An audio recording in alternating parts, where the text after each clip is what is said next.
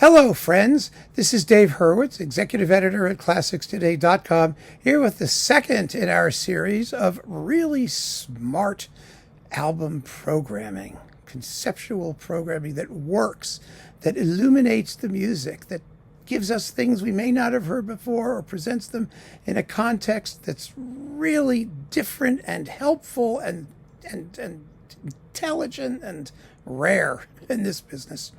Usually when we think about clever programming, we think about independent labels because they think harder.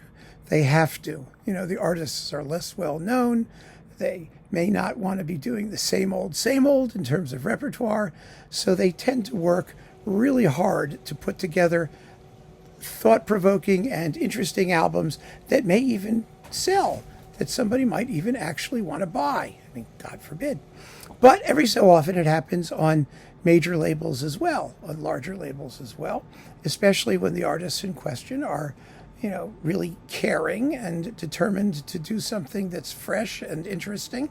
And here's an example, excellent example, a fabulous album. It's Dohnányi and the Cleveland Orchestra doing music by Ives and Ruggles. Now, Ives and Ruggles are a natural coupling. People who know American music tend to know Charles Ives. They may not like him, but they know who he was. The name is familiar. They know his music is difficult and crazy and, extraordinary. But they know who he is. Most of those people will not know Carl Ruggles. Carl Ruggles was a nasty, curmudgeonly, miserable kind of incredibly self-critical composer and painter, actually. He only wrote a handful of works, maybe a dozen pieces or so. The complete Ruggles was recorded by Michael Tilson Thomas for Sony, and that was a marvelous thing with the Buffalo Philharmonic, but of course nobody knows about that anymore. And he was friendly with Ives. The two of them were friends. They were part of the American avant-garde at the beginning of the 20th century, so it's logical to put them together. And here we have two masterpieces by Ives, one of which is one of his most popular, so there's a chance it might sell the disc. And then the two major orchestral works by Ruggles, including one which is somewhat quasi-known to the extent Ruggles is known at all. So what do we have here? We have first Three Places in New England. And these are stupendous performances, by the way. We've got the Three Places in New England, which is orchestral set number 1. Now, Ives wrote bunches of orchestral sets. There are a couple for large orchestra, 3 of them, I think, or so.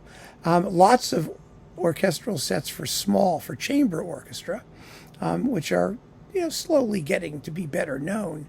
But the orchestral set number 1, Three Places in New England, is a remarkable piece, and it's the piece by which many of us came to know Charles Ives. So there it is, and it's stupendously played here.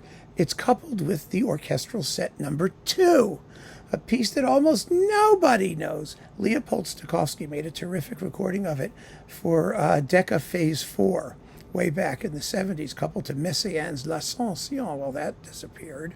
I mean, it's in the Stokowski box, Phase 4 recordings. But most people didn't know that existed.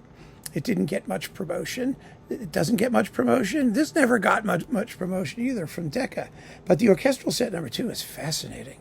It's wonderful. I mean, I actually prefer it to Three Places in New England at some point, especially the finale. From Hanover Square north at the end of a tragic day, the voice of the people again arose. That's because I used to work at Hanover Square down at Wall Street. And it's a tone poem depicting the reaction of people on this. I think it was the sinking of the Lusitania or something like that. It was a tragic day. A boat was sunk, and people began to sing a hymn spontaneously while the elevated train was going by. I mean, it's typical Ives. The sounds of the city are all around it. It's just amazing. Absolutely amazing. So those are great pieces, and these are great performances. Now, Ruggles' single major work is a piece called Sun Treader. And it wasn't known at all, really, until Michael Tilson Thomas recorded it with the Boston Symphony on Deutsche Grammophon, and he re-recorded it with the Buffalo Philharmonic in his complete Ruggles series on Sony. But it got very little attention. It's regarded as one of the legendary, iconic works of American modernism in the first half of the 20th century, but that doesn't mean normal people have heard it.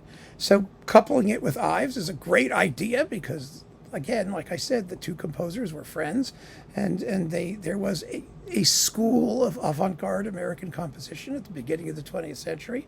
You also get Men and Mountains, which is a splendid little piece. It's, you know, he was kind of Webern-esque. I mean, it's in 3 movements. They're only, 2 minutes and 45 seconds, 2 minutes and 32 seconds, and 4 minutes and 11 seconds. The movements are titled Men, Lilacs, and Marching Mountains. That's the piece. All of his music is sort of multiply chromatic and dissonant and atonal, but it's passionate and intense and powerful, and I think, very rewarding to follow. And then you get an encore. The encore is the Andante for strings by Ruth Crawford Seeger, who was also part of that, American avant-garde at the beginning of the 20th century, the first decades. She's known as one of the most important female composers in American music, at least from that period. She didn't write very much. She died young, but she was a remarkable composer, and so that's here as well. And the result is a powerful, splendidly performed, wonderfully, thoughtfully put together program of modern American music. And we don't get them very often. And we don't get them from major labels and major artists. So that makes this all the more important and all the more significant as an example of really smart and well thought out and intelligent programming. So there you have it. There's another one. There'll be more of these. I think this is really an interesting subject, and I hope that you agree with it. I hope that you enjoy these videos and watch them and think about listening to music as it's programmed, when it's programmed thoughtfully and with intent. Really good in artistic intent. So keep on listening, friends. Thanks for joining me. Take care.